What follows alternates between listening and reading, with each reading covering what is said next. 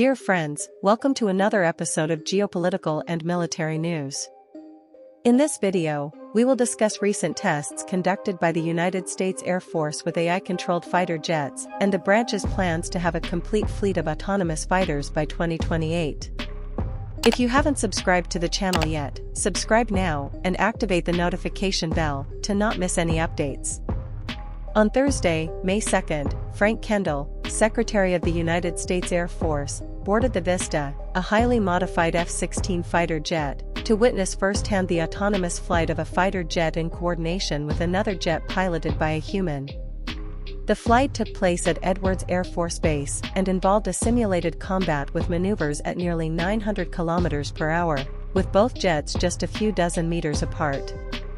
Despite being controlled by artificial intelligence, there was a pilot in the cockpit of the F-16 Vista who did not intervene in the commands during the test. After the flight, Secretary Kendall, visibly excited about the experience, said that it would be a serious risk to national security for the United States not to master this technology, adding that the Air Force must necessarily have it. He further stated that by 2028, the United States will have a complete fleet of AI-controlled fighters. But what can this technology effectively do, and what impact will it have on future aerial combat? The test flight conducted in early May is the culmination of a project spanning over 5 years, involving hundreds of computer combat simulations between humans and autonomous systems. In 2020, with the project more mature and advanced, 5 simulated combats between humans and robots were conducted, with artificial intelligence winning all 5, according to various reports at the time. Sources connected to the Air Force said that in some maneuvers, artificial intelligence showed signs of what they classified as bold creativity, meaning the robots in the simulation did not limit their movements based on mere statistical data. Creativity is essential in aerial combat, as an experienced pilot, knowing the techniques of dogfight well, can anticipate the likely decisions and maneuvers of an enemy pilot, guided only by rigid procedures from flight manuals. But in the case of artificial intelligence employed in the 2020 simulations, how did they make creative decisions and manage to defeat human pilots in the 5 simulated combats? However, despite these victories in a simulated environment, a real flight test was essential, with the first real dogfight occurring in April of this year, also at Edwards Air Force Base, involving the same F-16 Vista.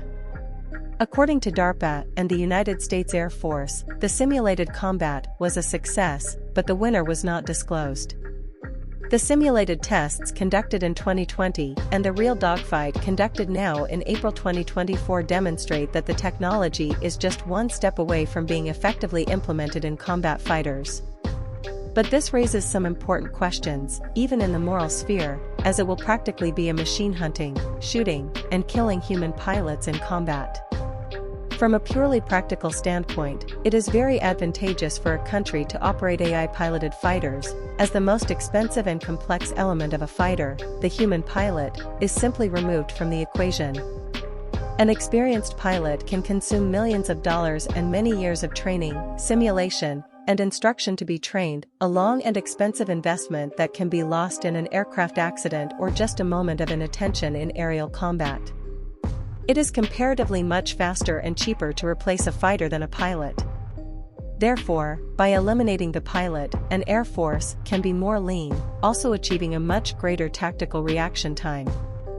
In combat itself, the possibilities are also broader, as instead of long months of instruction and training for the consolidation of new knowledge or tactics, only the refinement of the algorithm and the conducting of simulations are needed for the fighters to become better and more lethal. But ultimately, there will always be that question: to what extent is it morally acceptable for a machine to have the ability to hunt and kill a human in combat?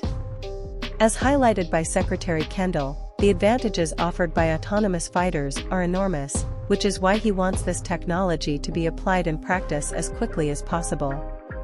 From the moment the first robot fighter takes off fully armed and programmed to hunt and kill enemy human pilots, humanity will open a door that can never be closed again, ushering in an era with enormous potential, both for good and for evil. If you enjoyed the video, leave a like and subscribe to help the channel grow. Until next time.